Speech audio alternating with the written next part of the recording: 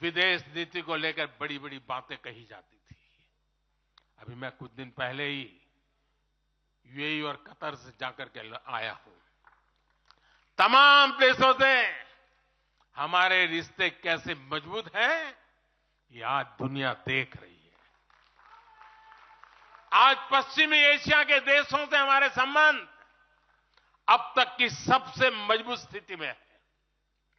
2015 में जब मैं यूएई गया था पहली बार, आप हैरान हो जाएंगे, मेरे पहले 34 साल तक देश का प्रधानमंत्री वहां नहीं गया था।